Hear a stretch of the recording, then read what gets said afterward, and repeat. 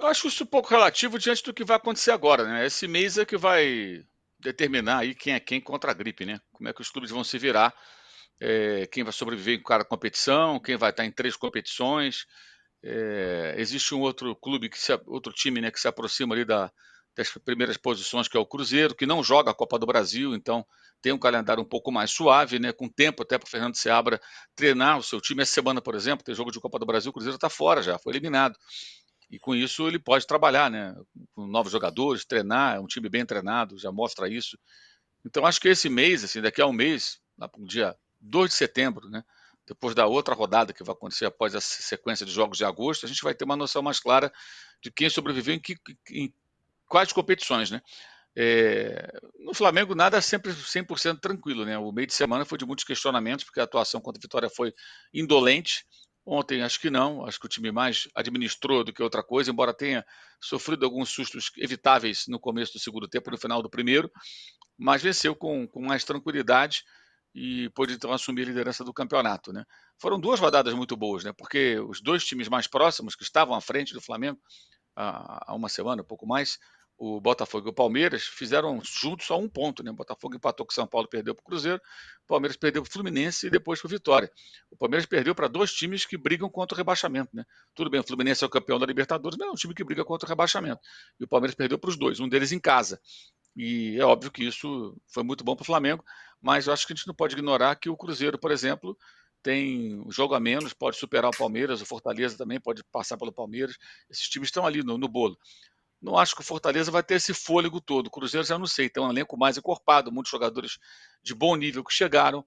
Eu acho que o Fortaleza vai com tudo na Sul-Americana, que perdeu na final ano passado, né? Vai tentar aí o título internacional, que é muito importante. Isso deve pesar um pouco. Também não tem Copa do Brasil, né? Mas o Cruzeiro acho que pode sim brigar pelo título se conseguir uma sequência aí de evolução que vem sendo apresentada já, né? Agora, o mais bizarro que eu acho no Flamengo são os critérios do Tite, né? Ontem ele anunciou que vai jogar de novo o Matheus Cunha, goleiro reserva, contra o Palmeiras na quarta-feira, o que me parece com uma contradição enorme. Primeiro, assim, eu acho o fim da picada priorizar a Copa do Brasil quando você lidera o brasileiro. Isso é só no Brasil tem isso. Mas tudo bem. Então, se a prioridade é a Copa do Brasil, então o melhor goleiro, os melhores jogadores têm que jogar a Copa do Brasil. Ele vai botar o goleiro reserva. Quer dizer, esse negócio de gestão de elenco tem que ter um limite, né? Fazer média com todo mundo não dá para entender. Ontem jogou o Matheus Cunha, parecia o quê? Vou colocar o Matheus nesse jogo, porque para ele o mais importante é na quarta, então na quarta-feira ele vem com o Rossi. Não, na coletiva ele falou que vai jogar o Matheus. Então eu, sinceramente, acho um erro. Se ele acha que quarta-feira é o jogo mais importante, o Pedro forçou cartão, assim, claramente, ao ser substituído, para não jogar contra o São Paulo, que, na minha visão, é o jogo mais importante da semana. Não é o do Palmeiras, é o do São Paulo, que é do brasileiro. O Flamengo é o líder. Essa vitória vale a manutenção da ponta da tabela. Essa vitória eventual, vencer o São Paulo, quero dizer. E para vencer o São Paulo, tem que ter os melhores jogadores. Luiz Araújo tomou cartão, Pedro forçou claramente o cartão e, de forma contraditória, no jogo que o Tite sinaliza que é o mais importante, que são os 2 com o Palmeiras, o centroavante, o goleador do time, força o cartão amarelo, aliás, força no cartão, que mostra que ele vê esse jogo como mais importante, e ele vai colocar o goleiro reserva. O goleiro reserva que falhou na Copa do Brasil na final do ano passado e falhou também na eliminação da Copa Libertadores da América. Honestamente, isso aí eu não consigo realmente compreender. É muita contradição num pacote só. Mas o time lidera, não tem jogado grandes partidas, mas acho até que isso pode ser corrigido, pode ser aprimorado, e aproveitou bem aí essas chances que os rivais ofereceram com resultados inesperados, né? No caso, o Botafogo fazendo 1 ponto só e o Palmeiras perdendo 2 jogos, né? O jogo do Fluminense eu já imaginava que ia ser difícil mesmo, o Fluminense está muito mobilizado, mas perder por Vitória, acho que entrou muito na conta de uma escalação, para mim, completamente equivocada, né? Escalação muito, um time muito remendado do Palmeiras. Brincou no campeonato, diria um famoso treinador. Vou passar para o Danilo sobre isso, sobre falar do Palmeiras e do Flamengo. Agora, 2 jogos seguidos que o Rossi vai ficar fora para jogar no outro fim de semana. Estranho mesmo isso. Goleiro Agora, de Copas, né, Pironi? Goleiro de Copas, como os europeus fazem alguns, né? Colocam então, lá o goleiro reserva. por que ele jogou ontem, se ele é o goleiro de Copas? Ele justificou o Tite para dar um pouco de ritmo para ele jogar na Copa. Tá. De fato, meio Que bizarro. a questão é que o goleiro de Copas na Europa é o goleiro do time reserva. né? Isso, Nas é o Copas os reserva, caras reserva, colocam exatamente. um time cheio de reservas, um titular ou outro ali joga, né? E o goleiro reserva joga para ter ritmo, poder ter uma oportunidade. Agora, no Flamengo é o contrário, é o goleiro de Copas e o time do campeonato. E o time da Copa vai para o campeonato. Poxa, isso é um É absurdo, gente. O time contraditório. lidera o brasileiro, aí vai priorizar oitavas de final de Libertadores. Ah, mas é o Palmeiras, não importa quem seja o adversário. Tem oitavas, aí tem que passar, tem que jogar quarta, jogar semifinal. São 8 jogos para ganhar um título que é menos importante. Você está na ponta da tabela. O Flamengo tem 4 pontos à frente do Palmeiras. Se ele mantiver essa vantagem e derrotar o Palmeiras no outro final de semana, abre 7, com um jogo a menos. E o Palmeiras é o adversário que tem que ser mais temido pelo Flamengo ou por qualquer outro. Isso aí para mim é muito claro, é o bicampeão, cara. Uma fase ruim como essa agora não significa muita coisa, não. O Palmeiras se regenera, se recupera e briga lá em cima. Então, o Flamengo tem oportunidades assim muito grandes de abrir uma vantagem sobre o adversário, que é o que ele mais tem que se preocupar. Aí vai priorizar a Copa. Quanto para o Palmeiras? Eu, sinceramente, não entendo isso. Eu concordo totalmente com você. E Vem fora cá, que, o né, Juca deu o número de posição like? deu, Não, né? O Juca deu, deu? deu. Meu Deus. 5 Quanto? mil ele deu. Ah, o 5 Juca mil. tá fraquinho, tá igual o Corinthians. Não, tá bom, tá certo, tá ótimo. Com parcimônia. Fora que o goleiro, em tese, é o que menos se desgasta, né? O cara pode jogar alguns jogos seguidos, mas enfim. Agora, o Danilo, fala. Palmeiras também foi com goleiro reserva, né? O Danilo vai explicar, não entendi também. Pois é, o Palmeiras também foi com reserva. goleiro reserva, não só, com boa parte do time reserva, deu tudo errado, perdeu do Vitória, que estava lá brigando para não cair, tá brigando para não cair, por 2-0 em casa, uma atuação bem ruim do Palmeiras, que perdeu 6 pontos para times da zona do rebaixamento. O Mauro está falando sobre priorizar, e que para ele não há comparação entre o Campeonato Brasileiro e a Copa do Brasil, eu também acho que não há. Agora, me parece uma sinalização clara do Palmeiras em direção às Copas, é isso? E no fim das contas vai faltar Copa para todo mundo, hein? Se todo mundo ficar priorizando Copa. Na verdade, eu fiquei na dúvida. Eu achava que o Palmeiras poderia jogar com o time titular no sábado, antes do jogo contra o Fluminense. Assim que acabou o jogo contra o Fluminense, eu tive certeza que o Abel ia mudar o time. Porque contra o Fluminense o Palmeiras estava com pouquíssima energia, estava com jogadores pouco frescos, como diz o Abel, como gosta de falar. E eu acho que ali ele resolveu fazer. Eu não acho que já estava determinado no calendário que o Palmeiras jogaria com reservas contra o Vitória. Eu tenho essa impressão porque o Palmeiras contra o Fluminense foi muito abaixo fisicamente. E a gente já viu o Palmeiras abaixo tecnicamente, abaixo taticamente, mas é muito raro ver o Palmeiras abaixo na questão de energia. E contra o Fluminense a gente viu isso acontecer.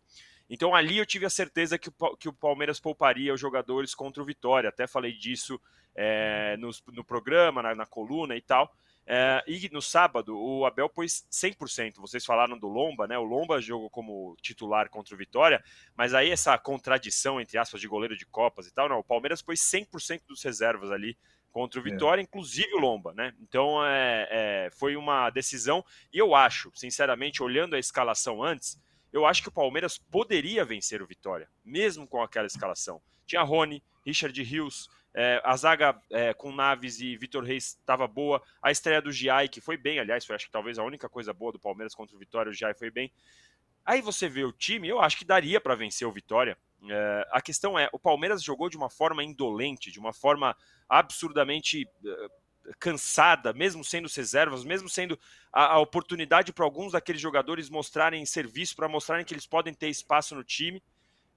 Irritou muito o Abel. O Abel ficou muito, mas muito pistola, muito bravo. Foi assim, a coletiva dele foi dura, deixou recados para todo mundo, porque o Palmeiras jogou muito mal. Contra o Fluminense já tinha sido ruim, mas você pensa, fora de casa, no Maracanã, um time que está lutando contra o rebaixamento, enfim. Agora, contra o Vitória, dentro de casa, mesmo com reserva, o Palmeiras tinha que ter jogado muito mais bola, mas muito mais bola. A gente fala aqui que o Palmeiras se reforçou muito bem, e porque se reforçou mesmo, tem bons jogadores, e daria para fazer uma apresentação muito mais decente. O goleiro do Vitória praticamente não trabalhou. Foi muito ruim, e o Abel ficou muito revoltado.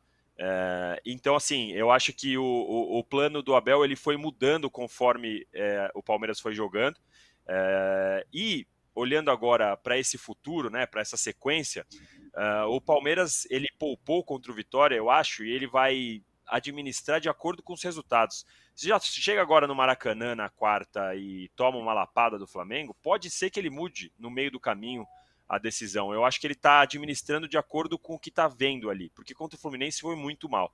Agora, como já disse o Mauro, né, o Palmeiras às vezes ele joga mal, tá mal e se regenera quando a gente menos espera.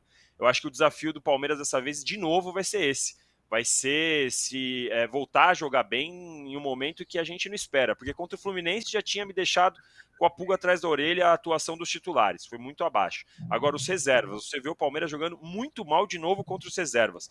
E vai pegar o Flamengo na quarta-feira, que vem de um momento bom. Que, como disse o Mauro também, administrou a vitória contra o Atlético Goianiense. Então é um desafio gigante. Eu já achava que para esse primeiro jogo o Flamengo era um pouquinho favorito. Agora com esse atual momento é ainda mais favorito. E o Palmeiras vai ter que se sair de novo, se regenerar de novo, coisa que a gente já viu acontecer. E uma outra aqui, eu não sei até quando o Abel Ferreira vai continuar confiando em Gabriel Menino. Porque ele joga muito mal. Ele não tem compromisso com o tático do time. Ele dá chapéu para trás com o Palmeiras perdendo de 2-0. Ele, quando o técnico chama para dar instrução, ele olha para o céu, olha para o lado. Ele teve 2 joguinhos bons ali, jogando aberto pela esquerda, os famosos lampejos e mais nada. Não dá para entender, por exemplo, porque ele está na frente do Fabinho na fila. Enfim, Gabriel Menino é um cara que, por muito menos outros jogadores como Patrick de Paula, Veron, eles foram limados do Palmeiras. E o Gabriel Menino tá aí faz muito tempo sem jogar nada. Não dá para entender mais a insistência do Abel com o Gabriel Menino. E ele foi, para mim, um dos piores jogadores do Palmeiras contra o Vitória, o Gabriel Menino. Assim como o senhor Richard Rios, que voltou da Copa América super em alta, tá em alta lá na Colômbia, todo mundo fazendo dancinha, imitando ele, é o vice-rei junto com o James Rodrigues. Jogou muito mal também contra o Vitória. Então eu acho que são 2 jogadores aí que o Abel precisa ficar de olho. Agora, Gabriel Menino, para mim, não dava mais chance nesse ano, não.